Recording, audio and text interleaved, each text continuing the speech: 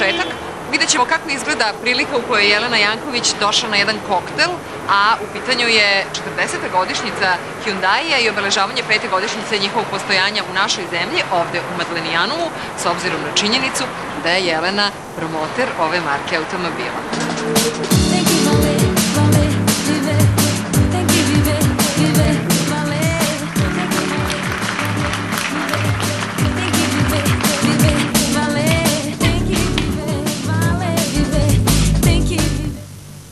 Sigurna sam da mi sada svi zavidite jer sam u društvu Jelene Janković, žene sa kojom nema mnogo ljudi prilike da ovako stoji, pa da iskoristim priliku i ti čestitam sve tvoje teniske pobede u ime svih mojih gledalaca i gledateljki. I sad kaži mi, molim te, je li tvoj život u trendu? Jeste, moj život je život u trendu.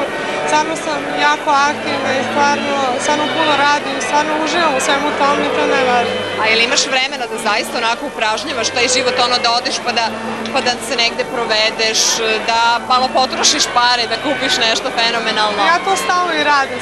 Sad sam pre par dana bila u Hollywoodu pa sam malo i glumila i tako radila neke stvari koje volim pored tenisa, tako da su te neke stvari koje me čine srećnim, koje me ispunjavaju pored mog posla. Čula sam da si učestvovala u tom jednom novom nekom hollywoodskom serijalu i u pitanju je neka glumica u usponu koja je sa tobom radila intervju. O čemu se radi, žena? Jeste, to će se emitovati, mislim, početkom januara i glumica je Britney Snow. Ona je glumila sad u nekom filmu koji se zove Hairspray. Tako da ja i ona smo zajedno onako glumili, ona mi je pomagala i meni je bilo jako zanimljivo. Čak su se oni oduševili kako sam ja neke scene izvela i onako kao tenisarka kako uopšte nemam uopšte iskustva u tom poslu, ali svi kažu da imam puno talenta, tako da bi volila da radim ovako nešto iz buduće. I svet mode je primetio tvoj talenat, ne mislim samo na kreiranje mode, o tome ćemo da pričamo sutra na jednom UNICEF-ovom i Moninom zajedničkom događaju, nego i ovako za modeling. Da, jeste. I također sam dobila isto neke ponude da i budem i manekinka, ali stvarno tenis je meni prioritet i tenis je stvarno što volim da radim. Tenis je moj svet. Što misliš, koliko ćeš dugo igrati tenis? Kolika je obično karijera jedne teniserke? Pa ja ne znam, jer sve zavisi od mog zdravstvenog stanja, koliko moje telo bude. Martina Navratilova igrala do 48. je li tako? Pa jeste, ali ja mislim da neću toliko. Ja se nadam. Jer mislim, žela bih posle tenisa, posle moje karijere da vodim normalan život, da budem kući, jer sada non stop putujem. Retko kad sam kući, dođem po par dana i tako dalje. Nikad nisam u svom krevetu, nego non stop po hotelima i tako dalje. Odvojena od porodica, od prijatelja.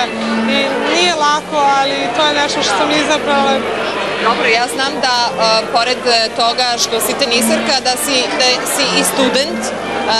Što studiraš na Megatrend univerzitetu i da li stižeš uopšte da daješ ispite? Pa polako, trudim se, stvarno mi izlazim u susret i kad god sam spremna ja pokušavam da dam ispite koliko god mogu, ali naravno to sve ide sve sporo. A da li si upoznala, verovatno jesi, Moniku Seleš, znam da ti je ona bila teniski uzor kad si bila devojčica. Upoznala sam i sa njom sam se družila i dopisujemo se često i tako dalje. Ona mi je bila uzor i sad je, ona je onako meni jedna legenda i jedna predivna osoba van terena.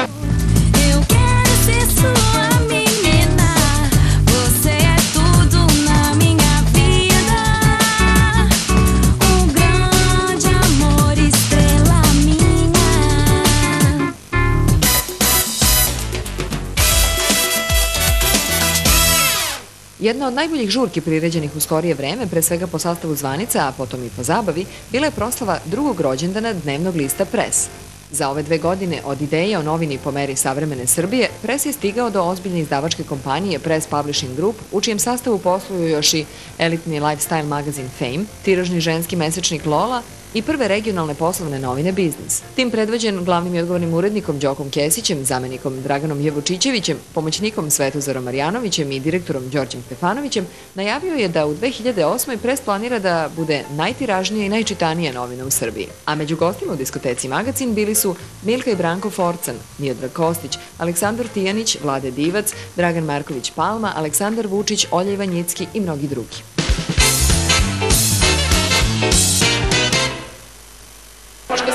promotor Hyundai i evo zato se upravo ovde i nalazimo. Da li voziš auto ili imaš vozača? Vozim, moram da vam odam isto jednu tajnu. Dobila sam Porsche, najnovijeg Porsche na poklon. To mi je onako novogodišnji poklon. Novogodišnji, ja? Dobila sam 911 Turbo, najnoviji, koji je onako veoma brz auto, ali to će, mislim da će on manje više stajati u garaži većinom puta, da ću voditi neke normalnije, onako malo sporije automobile za svaki dan. A možda na Floridi malo da voziš po Majamiju? Pa ponekad, zavisi kakva je prilika. Dobro, naročito ako je kabrioleta, jeste, ali da? Jeste kabrioleta.